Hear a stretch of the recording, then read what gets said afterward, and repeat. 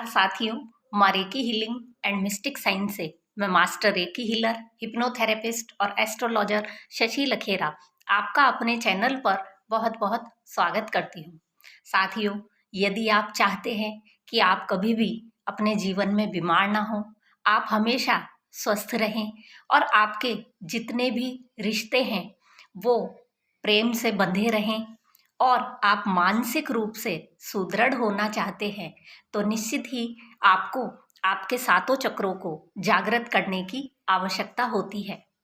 साथियों, जो हमारा शरीर आपको दिखाई देता है, वास्तव में इस शरीर के चारों ओर हमारा एक सूक्ष्म शरीर भी होता है, जिसे हम हमारा ऑरा कहते हैं। साथियों, ये जो हमारा ऑरा होता है, इसी में हमारे 7 चक्र स्थित होते हैं। प्रत्येक चक्र के लिए मेरे पहले से वीडियो बने हैं, आप वहाँ जाकर उनमें डिटेल में जानकारी ले सकते हैं। साथियों, चक्रों को जागृत करना क्यों आवश्यक है?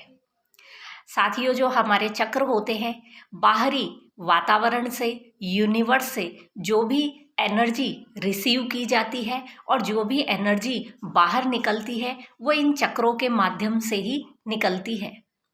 तो ऐसे में आपके सातों चक्र सुचारू रूप से काम करें, एक्टिव रहें और ये सतेज रहें, इसके लिए आपको नियमित अपने चक्रों पर ध्यान देना चाहिए और इन्हें जगाने की जो भी प्रक्रियाएं होती हैं वो आपको काम में लेनी चाहिए।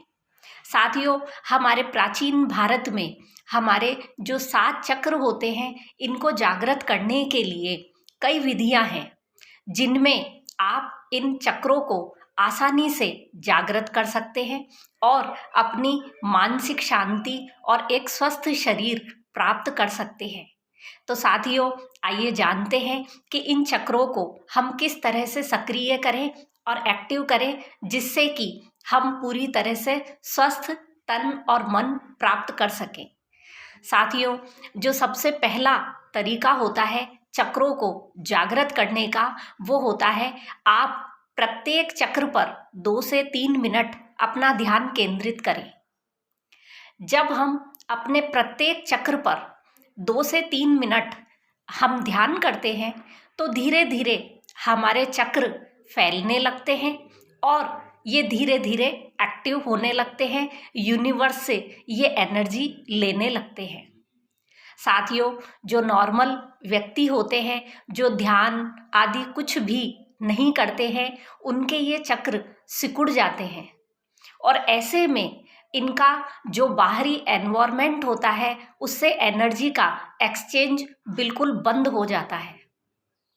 जब आप चाहते हैं कि पॉजिटिव एनर्जी आपके सूक्ष्म शरीर में भी आए और आपके शरीर में भी आए, तो ऐसे में इनको जागृत करने के लिए आपको शांति से बैठ जाना चाहिए और अपने निचले मूलाधार चक्र से धीरे धीरे ऊपर की तरफ आपको प्रत्येक चक्र पर 3 मिनट कंसंट्रेट करना चाहिए। धीरे धीरे आप पाएंगे 20 से 22 दिनों में आपके चक्र जागृत होने लगते हैं। आप चाहें तो प्रत्येक चक्र पर आप श्वास के द्वारा भी अपने चक्र को जागृत कर सकते हैं। आपको इसके लिए क्या करना होता है कि जैसा कि जिस चक्र को आप जागृत करना चाहते हैं, एक्टिव करना चाहते हैं, आप उस चक्र की इमेज अपने 3rd आई पर बनाइए और आंख बंद करके आप फील कीजिए कि जो आप सांस ले रहे हैं, ये सांस आपके नाक से नहीं, उस पर्टिकुलर चक्र से अंदर आ रही है और बाहर जा रही है। जब आप चक्रों से श्वास लेते हैं, तो धीरे धीरे हमारे चक्र सुषुप्तावस्था से जागने लगते हैं और एक्टिव होने लगते हैं। इसी तरह साथियों, जो लोग रेकी में हैं और जिन्होंने रेकी का 1st लेवल किया है, वो केवल अपने हाथों को इस तरह से पिरामिड बनाकर अपने प्रत्येक चक्र पर हाथ रखते हैं, स्पर्श करते हैं, तो चक्र जागृत होने लगते हैं। यदि आपने रेकी में 2nd लेवल किया है, तो आप चोकुरे सिंबल से इस चक्र को जागृत कर सकते हैं। आप चक्र को सिंबल से जागृत करने के लिए प्रत्येक चक्र पर पहले आप चोकरे बनाइए और उसके बाद आप 21 बार अपने हाथ को क्लॉकवाइज डायरेक्शन में उस चक्र के ऊपर घुमाइए। धीरे धीरे आप पाएंगे आपका चक्र जागृत होने लगा है।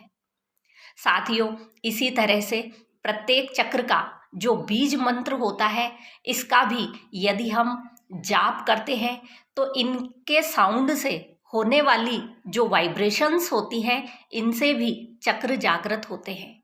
जैसे मूलाधार चक्र को जागृत करने के लिए जो मंत्र होता है, वो मंत्र है लम। तो जब आप लम का इस तरह से गूंजते हुए जाप करते हैं तो आप पाएंगे आपके मूलाधार में कुछ हलचल होने लगी है और आपका चक्र जागृत होने लगता है।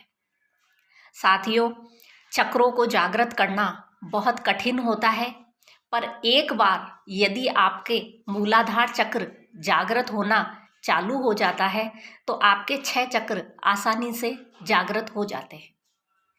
आप चाहें तो एरोमा थेरेपी से भी अपने चक्रों को जागृत कर सकते हैं।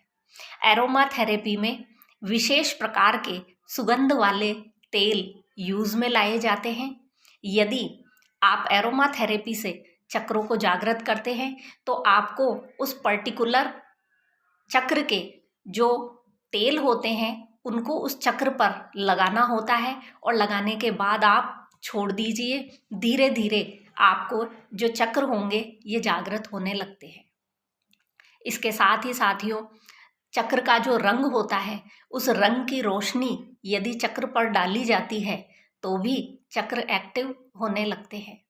ये भी एक बहुत आसान तरीका होता है जिसमें 7 कलर की जो रश्मियाँ होती है, 7 रंगों का जो प्रकाश होता है, इसको आपके अलग अलग चक्रों पर डाला जाता है। जैसे मूलाधार चक्र का रंग लाल होता है तो आप लाल रंग का प्रकाश जब मूलाधार पर डालते हैं तो मूलाधार चक्र जागृत होने लगता है। इसी तरीके से साथियों, चुंबक चिकित्सा में भी चक्रों को जागृत किया जाता है। इसमें चुंबक के द्वारा जो इलेक्ट्रोमैग्नेटिक जो भी आपका रेडिएशन होता है आपके बॉडी के चारों तरफ, उसमें जब चुंबक को रखा जाता है तो चुंबकीय क्षेत्र के कारण आपके चक्र एनर्जी रिसीव करते हैं और एनर्जी को वापस रिलीज करते हैं।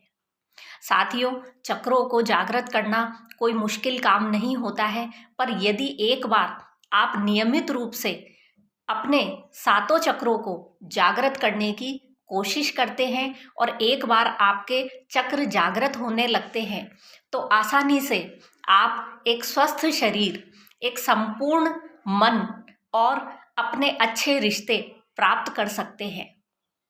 ये 7 चक्र आपके शरीर से, आपके मन से रिलेटेड जो भी समस्याएं होती हैं उन सब से आप निजात पाते हैं। ये 7 चक्र यदि एक्टिव हैं तो आपके जीवन में कोई भी किसी भी प्रकार की समस्या नहीं रहती है। इसलिए आपको 7 चक्रों को जागृत करने की बहुत आवश्यकता होती है। साथियों, इसके अलावा भी रेकी हीलिंग से भी आप अपने 7 चक्रों को जागृत करने के लिए हीलिंग ले सकते हैं और खुद की हीलिंग कर सकते हैं। साथियों, यदि आपको इस 7 चक्रों को जगाने की विधि में कोई और विधि आपको चाहिए तो आप कमेंट सेक्शन में मुझे कमेंट कीजिए, मैं आपके आंसर देने का प्रयास करूंगी। धन्यवाद।